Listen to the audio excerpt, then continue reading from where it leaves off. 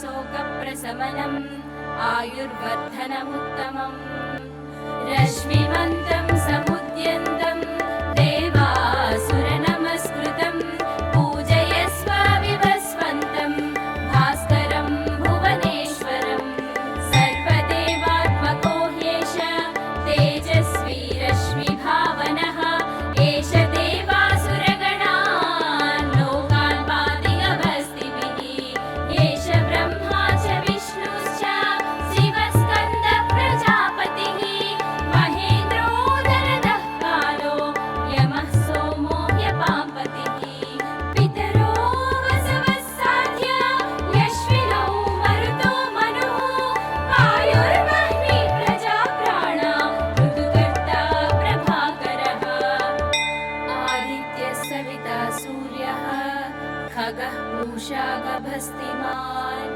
सुवर्णसदृशो भानुः हिरण्यरेता दिवाकरः हरिदश्वः सहस्राक्षिः सप्तशक्तिर्मरीचिमान् तिमिरोन्मदनः शम्भुः स्पष्टा मार्ताण्डांशुमान् हिरण्यगर्भः शिशिरः तपनो भास्करो रविः अग्निगर्भोदिते पुत्रः शङ्खः शिशिरनासनः व्योमनाथस्तमो भेदी ऋग्यजुस्सामपारगः घनवृष्टिरपां मित्रो विन्ध्यवीथिप्लवङ्गमः आतपी मण्डली मृत्युः पिङ्गळः सर्वतापनः कविर्विश्वो महातेज रक्तः सर्वभवोद्भवः नक्षत्रग्रहताराणाम् अधिपो विश्वभावनः तेजसामपि तेजस्वी द्वादशात्मन्नमोऽस्तु ते नमः पूर्वाय गिरये पश्चिमायाद्रये नमः ज्योतिर्गणानां पतये दिनाधिपतये नमः जयाय जयभद्राय हर्यश्वाय नमो नमः नमो नमः सहस्रांशो आदित्याय नमो नमः नमः उग्राय वीराय सारंगाय नमो नमः नमः पद्मप्रबोधाय मार्ताण्डाय नमो नमः ब्रह्मेशानाच्युतेशाय सूर्यायादित्यवच्चसे भास्वते सर्वभक्षाय रौद्राय वपुषे नमः तमोघ्नाय हिमघ्नाय शत्रुघ्नायामितात्मने कृतघ्नघ्नाय देवाय ज्योतिषां पतये नमः सप्तचामीकराभाय वह्नये विश्वकर्मणे नमस्तमो अभिनिघ्नाय रुचये लोकसाक्षिणे नासयत्येष वैभूतं तदेव सृजति प्रभुः पायत्येष तपत्येष वर्षत्येष गभस्तिभिः येष सुप्तेषु जागर्ति भूतेषु परिनिष्ठितः येष एवाग्निहोत्रं च फलं चैवाग्निहोत्रिणां वेदाश्च कृतवश्चैव क्रतूनां फलमेव च यानि कृत्यानि लोकेषु सर्व एष रविप्रभुः येन मावत्सु वृक्षेषु कान्तारेषु भयेषु च कीर्तयन् पुरुषः कश्चिन् आवसीदति राघव पूजयस्वैनमेकाग्रो देवदेवं जगत्पतिं एतत्त्रिगुणितं जप्त्वा युद्धेषु विजयिष्यसि अस्मिन् क्षणे महाबाहो रावणं त्वं वदिष्यसि एवमुक्त्वा तदागस्त्यो जगामाचार्यथागतम् एतत् श्रुत्वा महातेजा नष्टशोको भवत्तदा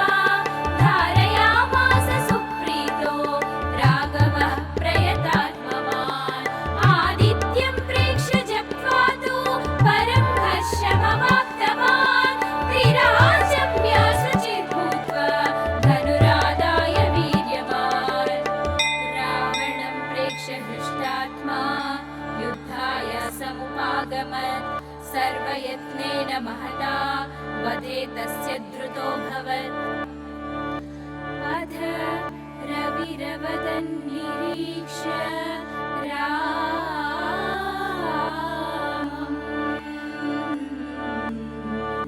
मुदितमनाः परमं प्रहृष्यमाणः निशिचरपति संशयं विदित्वा सुरगण मध्यगतो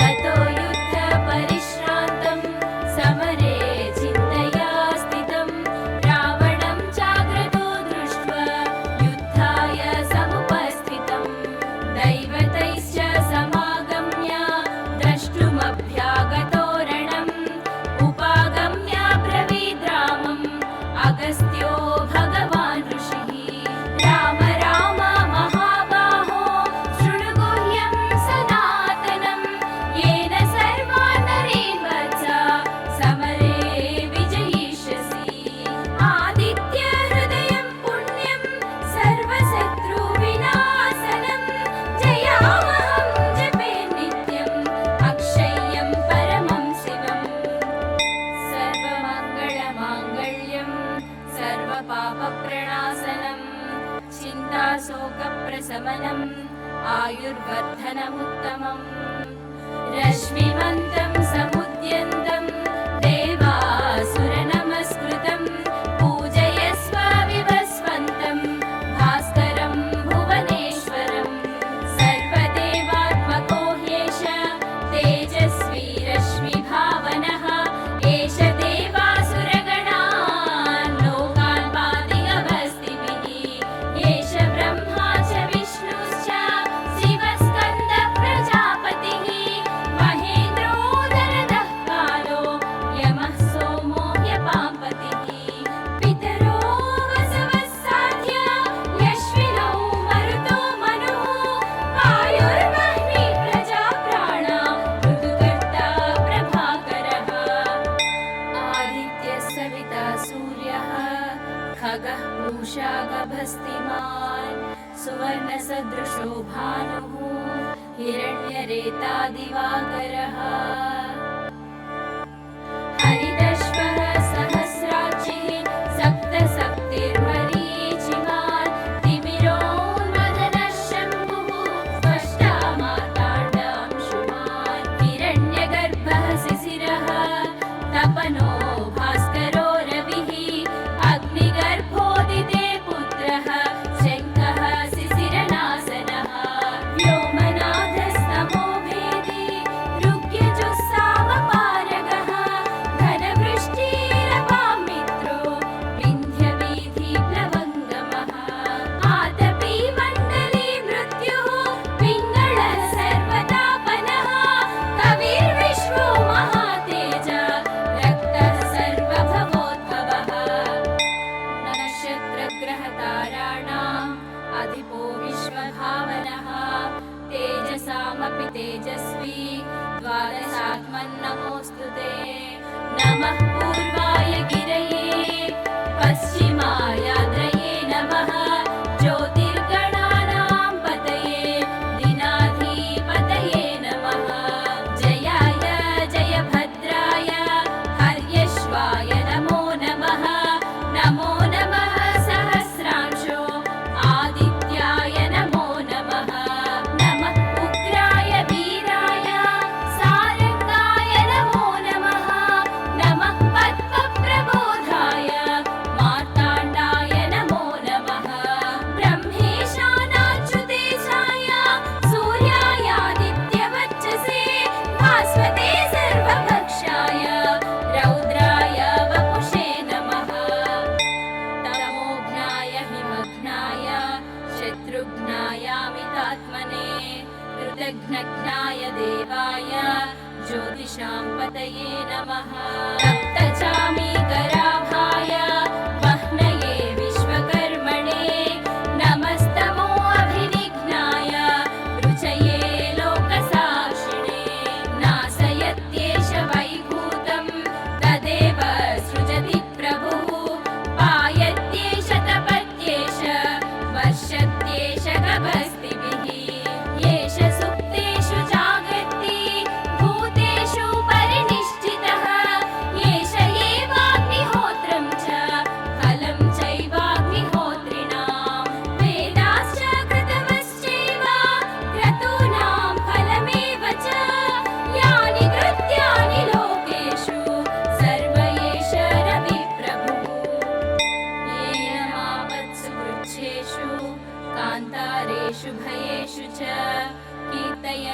एषः कश्चिन् आवसीदति राघव पूजयस्वैनमेकाग्रो देवदेवं जगत्पतिम् एतत् त्रिगुणितं जप्त्वा युद्धेषु विजयिष्यसि अस्मिन् क्षणे महाबाहो रावणं त्वं वदिष्यसि एवमुक्त्वा तदागस्त्यो जगामाचार्यथागतम् एतत् श्रुत्वा महातेजा नष्टशोको भवत्तदा धारयामास सुप्रीतो राघवः प्रयतात्मवान् आदित्यं प्रेक्ष्य जप्त्वा तु परं हर्षमवाप्तवान् त्रिराजम्य शुचिर्भूत्वा धनुरादाय वीर्यवान् रावणं प्रेक्ष्य हृष्टात्मा युद्धाय समुपागमत् सर्वयत्नेन महता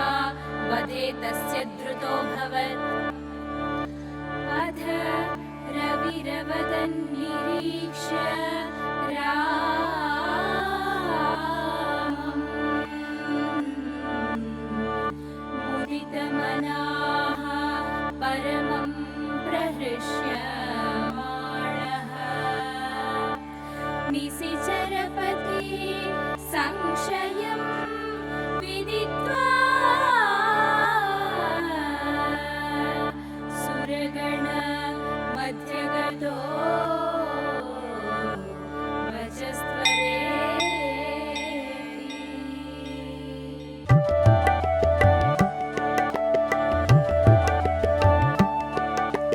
ततो युद्धपरिश्रान्तं समरे चिन्तया स्थितं रावणं चाग्रतो दृष्ट्वा युद्धाय समुपस्थितं दैवतैश्च समागम्य द्रष्टुमभ्यागतो रणम् उपागम्य ब्रवीद् रामम् अगस्त्यो भगवान् ऋषिः राम राम महाबाहो शृणु गुह्यं सनातनं येन सर्वान् नरेन् वत्स समरे विजयिष्यसि आदित्य हृदयं पुण्यं सर्वशत्रुविनाशनं जयावहं जपे नित्यम् अक्षय्यं परमं शिवम् सर्वमङ्गलमाङ्गल्यं सर्वपापप्रणाशनं चिन्ताशोकप्रशमनम् आयुर्वर्धनमुत्तमम्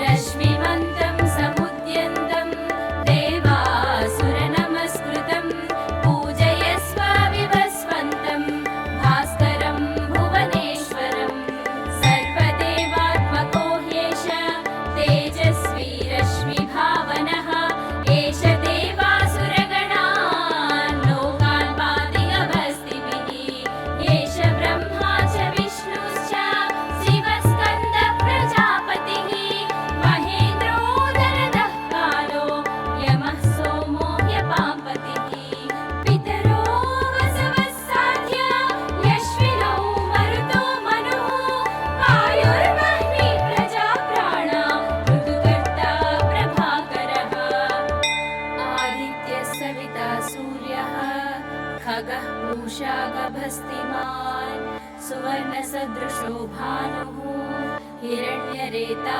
दिवाकरः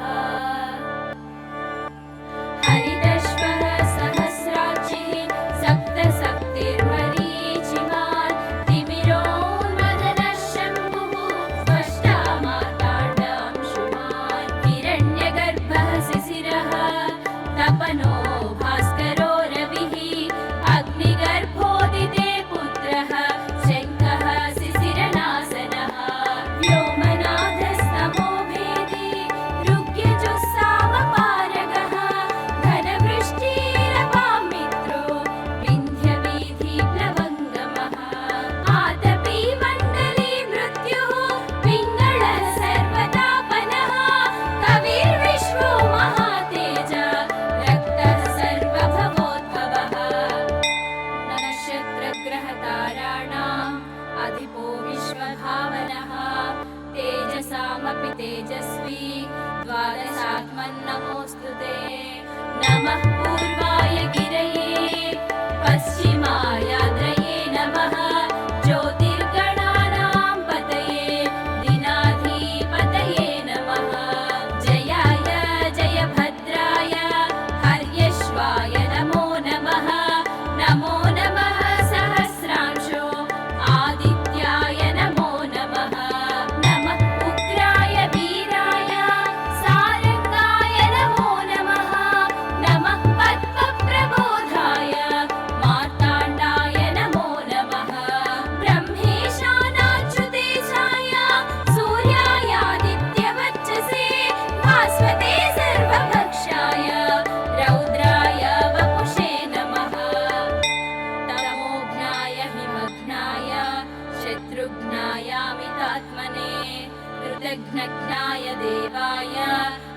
सर्वेषां पतये नमः। सप्तचामीकराभाय वह्नये विश्वकर्मणे नमस्तमो अभिनिघ्नाय रुचये लोकसाक्षिणे। नासयत्येष वैभूतं तदेव सृजति प्रभुः। पायत्येष तपत्येष वर्षत्येष गभस्तिभिः। येष सुप्तेषु जागर्ति भूतेषु परिनिष्ठितः। येष एवाग्निहोत्रं च फलं चैवाग्निहोत्रिणां। वेदाश्च कृतवश्चैव क्रतूनां फलमेव च। यानि कृत्यानि लोकेषु सर्व एष रविप्रभुः। येन मावत्सु वृक्षेषु कान्तारेषु भयेषु च कीर्तयन् पुरुषः कश्चिन् आवसीदति राघव। पूजयस्वैनमेकाग्रो देवदेवं जगत्पतिम्। एतत्त्रिगुणितं जप्त्वा युद्धेषु विजयिष्यसि। अस्मिन् क्षणे महाबाहो रावणं त्वं वदिष्यसि। एवमुक्त्वा तदागस्त्यो जगामाचार्यथागतम्। एतत् श्रुत्वा महातेजा नष्टशोको भवत्तदा। धारयामास सुप्रीतो राघवः प्रयतात्मवान्। आदित्यं प्रेक्ष्य जप्त्वा तु परं हर्षमवाप्तवान्। त्रिराजम्य शुचिर्भूत्वा धनुरादाय वीर्यवान्। रावणं प्रेक्ष्य हृष्टात्मा युद्धाय समुपागमत्। सर्वयत्नेन महता वधे तस्य द्रुतोऽभवत्। अथ रविरवदन् निरीक्ष्य रामम्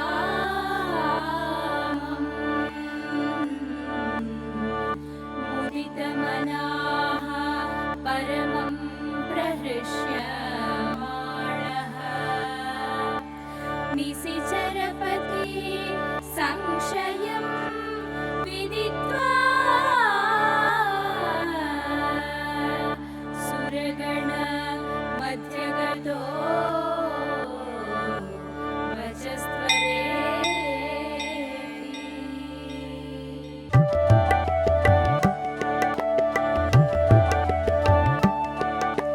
ततो युद्धपरिश्रान्तं समरे चिन्तया स्थितं।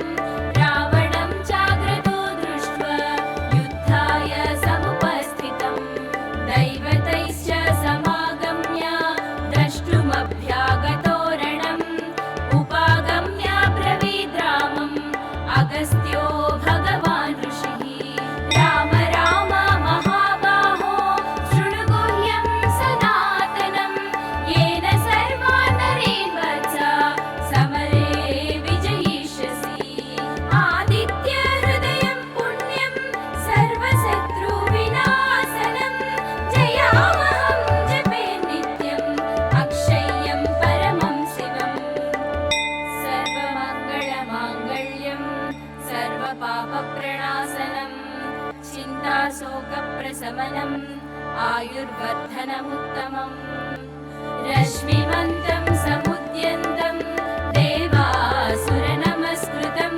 पूजयस्व विवस्वन्तं भास्करं भुवनेश्वरम्। सर्वदेवात्मको ह्येष तेजस्वी रश्मिभावनः। एष देवासुरगणान् लोकान् पाति गभस्तिभिः। एष ब्रह्मा च विष्णुश्च शिवस्कन्दः प्रजापतिः। महेन्द्रोदरदः कालो यमः सोमो ह्यपाम्पतिः। पितरो वसवः साध्य यश्विनौ मरुतो मनुः। वायुर्वह्निः प्रजाप्राणा ऋतुकर्ता प्रभाकरः।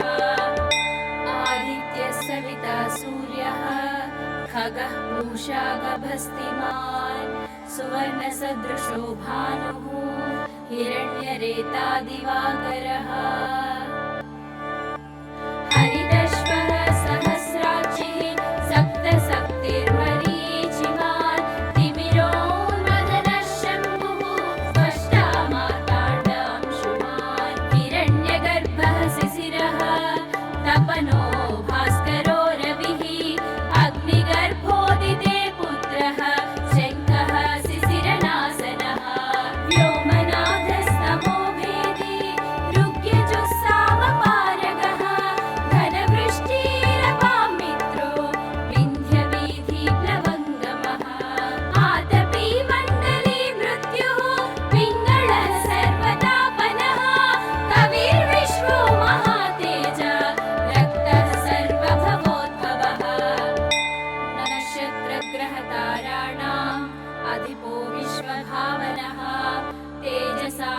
तेजस्वी द्वादशात्मन्नमोऽस्तु ते। नमः पूर्वाय गिरये पश्चिमायाद्रये नमः ज्योतिर्गणानां पतये दिनाधिपतये नमः। जयाय जयभद्राय हर्यश्वाय नमो नमः। नमो नमः सहस्रांशो आदित्याय नमो नमः। नमः उग्राय वीराय सारंगाय नमो नमः। नमः पद्मप्रबोधाय मार्ताण्डाय नमो नमः। ब्रह्मेशानाच्युतेशाय सूर्यायादित्यवच्चसे भास्वते सर्वभक्षाय रौद्राय वपुषे नमः। तमोघ्नाय हिमघ्नाय शत्रुघ्नायामितात्मने कृतघ्नघ्नाय देवाय ज्योतिषां पतये नमः। तप्तचामीकराभाय वह्नये विश्वकर्मणे नमस्तमो अभिनिघ्नाय रुचये लोकसाक्षिणे। नाशयत्येष वैभूतं तदेव सृजति प्रभुः पायत्येष तपत्येष वर्षत्येष गभस्तिभिः। येष सुप्तेषु जागर्ति भूतेषु परिनिष्ठितः येष एवाग्निहोत्रं च फलं चैवाग्निहोत्रिणां। वेदाश्च कृतवश्चैव क्रतूनां फलमेव च यानि कृत्यानि लोकेषु सर्व एष रविप्रभुः। येन मावत्सु वृक्षेषु कान्तारेषु भयेषु च कीर्तयन् पुरुषः कश्चिन् आवसीदति राघव। पूजयस्वैनमेकाग्रो देवदेवं जगत्पतिं एतत् त्रिगुणितं जप्त्वा युद्धेषु विजयिष्यसि।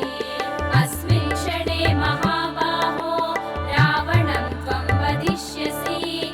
एवमुक्त्वा तदागस्त्यो जगामाचार्यथागतम्। एतत् श्रुत्वा महातेजा नष्टशोको भवत्तदा धारयामास सुप्रीतो राघवः प्रयतात्मवान्। आदित्यं प्रेक्ष्य जप्त्वा तु परं हर्षमवाप्तवान्। त्रिराजम्य शुचिर्भूत्वा धनुरादाय वीर्यवान्। रावणं प्रेक्ष्य हृष्टात्मा युद्धाय समुपागमत्। सर्वयत्नेन महता वधे तस्य द्रुतोऽभवत्। अथ रविरवदन् निरीक्ष्य रामम्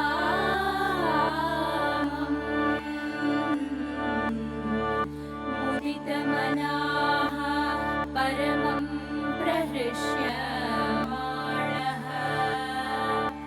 निशिचरपति संशयं विदित्वा सुरगण मध्यगतो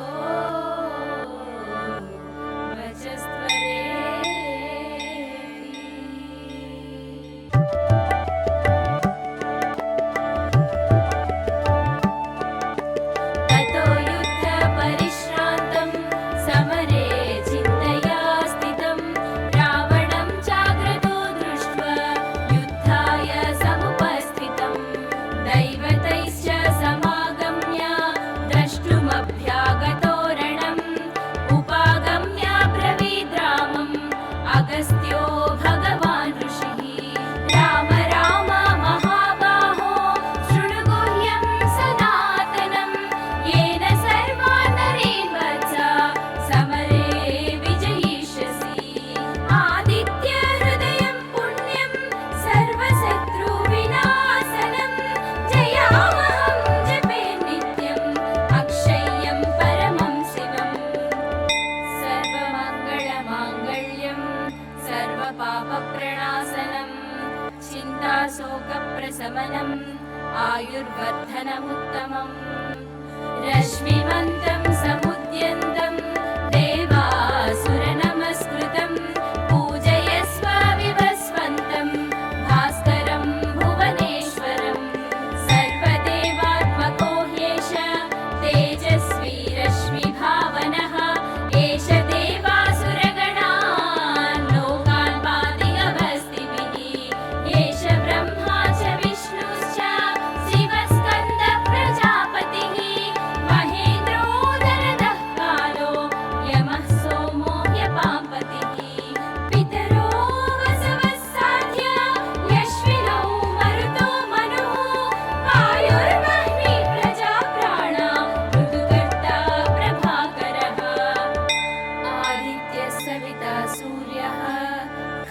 पूषा गभस्तिमान् सुवर्णसदृशो भानुः हिरण्यरेतादिवाकरः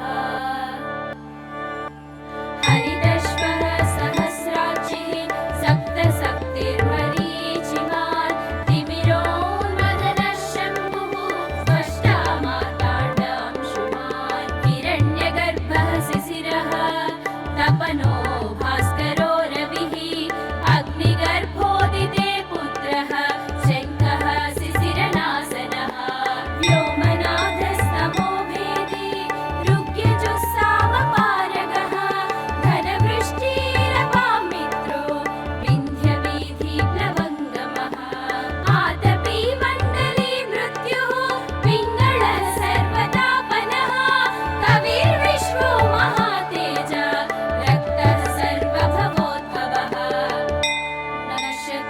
नक्षत्रग्रहताराणाम् अधिपो विश्वभावनः तेजसामपि तेजस्वी द्वादशात्मन्नमोऽस्तु ते नमः पूर्वाय गिरये पश्चिमायाद्रये नमः ज्योतिर्गणानां पतये दिनाधिपतये नमः जयाय जयभद्राय हर्यश्वाय नमो नमः नमो नमः सहस्रांशो आदित्याय नमो नमः नमः उग्राय वीराय सारंगाय नमो नमः नमः पद्मप्रबोधाय मार्ताण्डाय नमो नमः ब्रह्मेशानाच्युतेशाय सूर्यायादित्यवच्चसे भास्वते सर्वभक्षाय रौद्राय वपुषे नमः तमोघ्नाय हिमघ्नाय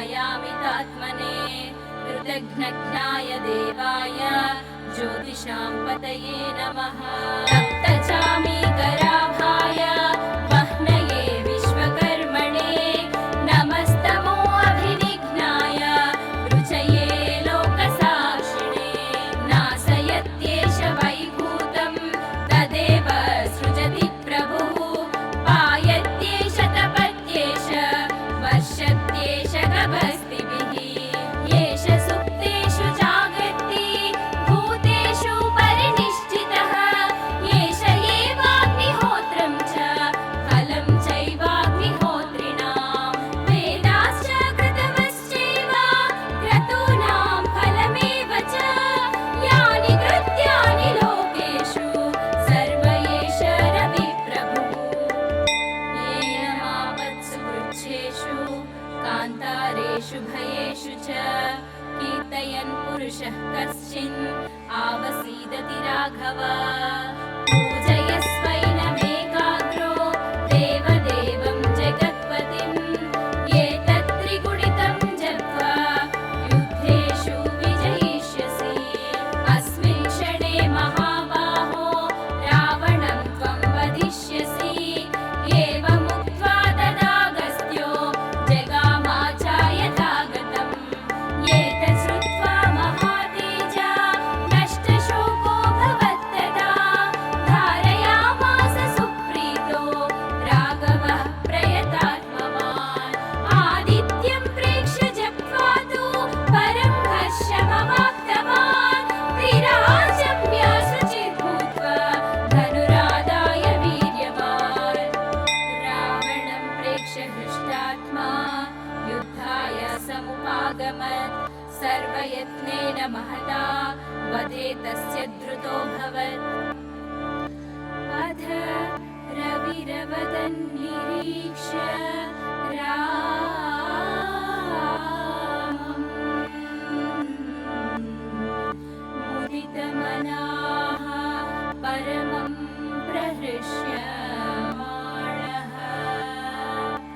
निशिचरपति संशयं विदित्वा सुरगण मध्यगतो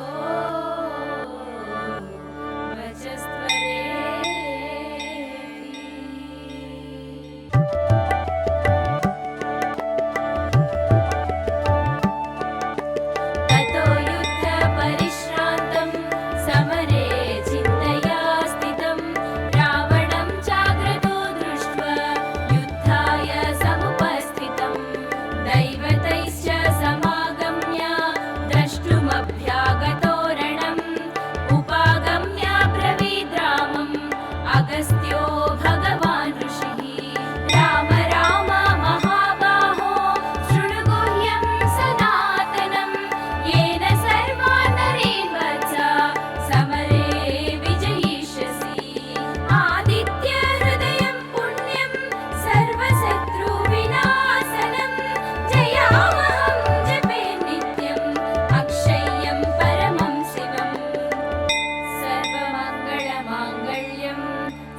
सर्वपापप्रणाशनम् चिन्ताशोकप्रशमनम् आयुर्वर्धनमुत्तमम् रश्मिमन्तं समुद्यन्तं देवासुरनमस्कृतं पूजयस्व विवस्वन्तं भास्करं भुवनेश्वरं सर्वदेवात्मको ह्येष तेजस्वी रश्मिभावनः एष देवासुरगणान् लोकान् पातिगभस्तिभिः एष ब्रह्मा च विष्णुश्च शिवस्कन्दः प्रजापतिः महेन्द्रोदरदः कालो यमः सोमो ह्यपाम्पतिः पितरो वसवः साध्य यश्विनौ मरुतो मनुः आयुर्वह्निः प्रजाप्राणा ऋतुकर्ता प्रभाकरः आदित्यः सविता सूर्यः खगः पूषा गभस्तिमान् सुवर्णसदृशो भानुः हिरण्यरेता दिवाकरः हरिदश्वः सहस्राक्षिः सप्तशक्तिर्मरीचिमान् तिमिरोन्मदनः शम्भुः स्पष्टा मार्ताण्डांशुमान् हिरण्यगर्भः शिशिरः तपनो भास्करो रविः अग्निगर्भोदिते पुत्रः शङ्खः शिशिरनाशनः व्योमनाथस्तमो भेदी ऋग्यजुः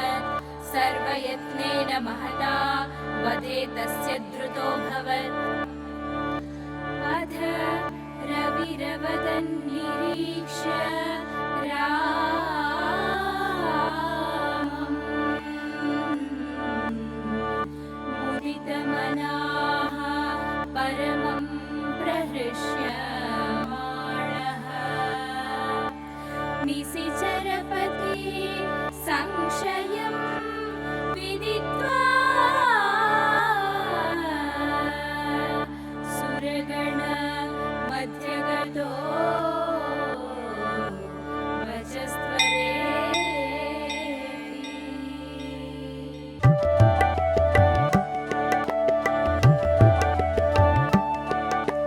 ततो युद्धपरिश्रान्तं समरे चिन्तया स्थितं रावणं चाग्रतो दृष्ट्वा युद्धाय समुपस्थितं दैवतैश्च समागम्य द्रष्टुमभ्यागतो रणम् उपागम्य ब्रवीद्रामम् अगस्त्यो भगवान् ऋषिः राम राम महाबाहो शृणु गुह्यं सनातनं येन सर्वान् नरीन् वत्स समरे विजयिष्यसि आदित्य हृदयं पुण्यं सर्वशत्रुविनाशनं जयामहं जपे नित्यम् अक्षय्यं परमं शिवम् सर्वमङ्गलमाङ्गल्यं सर्वपापप्रणाशनं चिन्ताशोकप्रशमनम् आयुर्वर्धनमुत्तमम् रश्मिमन्तं समुद्यन्तं देवासुरनमस्कृतं पूजयस्व विवस्वन्तं भास्करं भुवनेश्वरं सर्वदेवात्मको ह्येष तेजस्वी रश्मिभावनः एष देवासुरगणान् लोकान् पातिगभस्तिभिः एष ब्रह्मा च विष्णुश्च शिवस्कन्दः प्रजापतिः महेन्द्रो दरदः कालो यमः सोमो ह्यपाम्पतिः पितरो वसवः साध्य यश्विनौ मरुतो मनुः वायुर्वह्निः प्रजाप्राणा ऋतुकर्ता प्रभाकरः आदित्यः सविता सूर्यः खगः पूषा गभस्तिमान् सुवर्णसदृशो भानुः हिरण्यरेता दिवाकरः हरिदश्वः सहस्राक्षिः सप्तशक्तिर्मरीचिमान् तिमिरोन्मदनः शम्भुः स्पष्टा मार्ताण्डांशुमान् हिरण्यगर्भः शिशिरः तपनो भास्करो रविः अग्निगर्भोदिते पुत्रः शङ्खः शिशिरनाशनः व्योमनाथस्तमो भेदी ऋग्यजुस्सामपारगः घनवृष्टिरपां मित्रो विन्ध्यवीथिप्लवङ्गमः आतपी मण्डली मृत्युः पिङ्गळः सर्वतापनः कविर्विश्वो महातेज रक्तः सर्वभवोद्भवः नक्षत्रग्रहताराणाम् अधिपो विश्वभावनः तेजसामपि तेजस्वी द्वादशात्मन्नमोऽस्तु ते नमः पूर्वाय गिरये पश्चिमायाद्रये नमः ज्योतिर्गणानां पतये दिनाधिपतये नमः जयाय जयभद्राय हर्यश्वाय नमो नमः नमो नमः सहस्रांशो आदित्याय नमो नमः नमः उग्राय वीराय सारंगाय नमो नमः नमः पद्मप्रबोधाय मार्ताण्डाय नमो नमः ब्रह्मेशानाच्युतेशाय सूर्यायादित्यवच्चसे भास्वते सर्वभक्षाय रौद्राय वपुषे नमः तमोघ्नाय हिमघ्नाय शत्रुघ्नायामितात्मने कृतघ्नघ्नाय देवाय ज्योतिषां पतये नमः रक्तचामीकराभाय वह्नये विश्वकर्मणे नमस्तमो अभिनिघ्नाय रुचये लोकसाक्षिणे नाशयत्येष वैभूतं तदेव सृजति प्रभुः पायत्येष तपत्येष वर्षत्येष गभस्तिभिः येष सुप्तेषु जागर्ति भूतेषु परिनिष्ठितः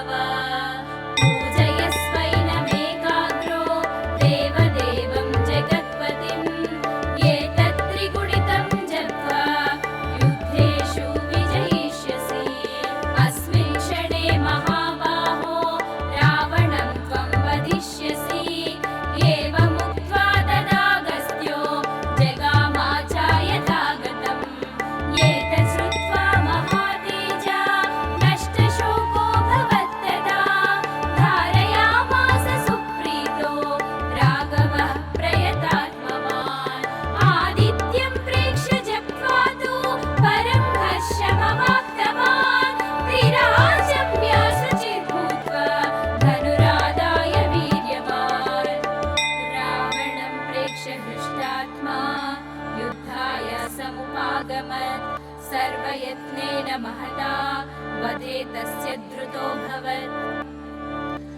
अथ रविरवदन् निरीक्ष्य रामम्